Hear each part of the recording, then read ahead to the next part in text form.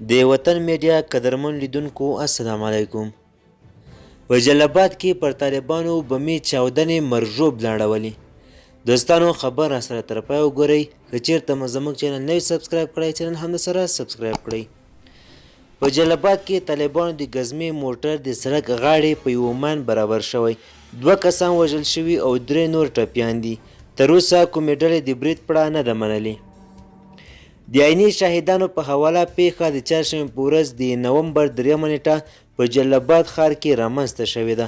د طالبانو یو سیمه ییز قومندان اسوسییټډ پریس خبري اژانس ته د پیښې پخلی کړی دی او ویلي دي چې په دې ترڅ کې 4 طالبان جنګیالي ټپیان شوي دي.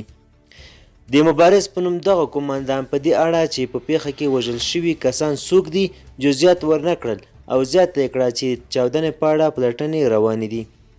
تر اوسه کومې ډلې د پیښې پړه نه ده منلې، خو د افغانستان ختیځ ننګرهار ولایت د اسلامي دولت یا داعش ډلې چې د طالبانو دښمنه ډله ده پوخ سنګر بلل کیږي.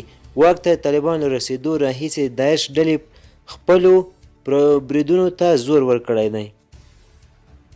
په دې وروستیو اونیو کې طالبان دوی ته د اوښتو تلفاتو په اړه د جزئیاتو له ورکړې ډډه کوي او یا ډېر وروسته دغه جزئیات شریکوي څو ظاهرا د داعش لخوا د اوښتې زیان کچه ټیټه وښیي.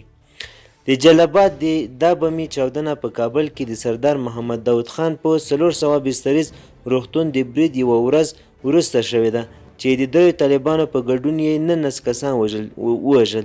د برید 15 عاملین هم په دې ترڅ کې وژل شوي دي. د کابل د دې خونړي برید پړه د داعش ډلې پر غاړه اخیستې ده. دوستانو زموږ خبر تر همدې ځای و. د لا زیاتو معلوماتو لپاره زموږ چینل سره سبسکرایب کړئ. مننه.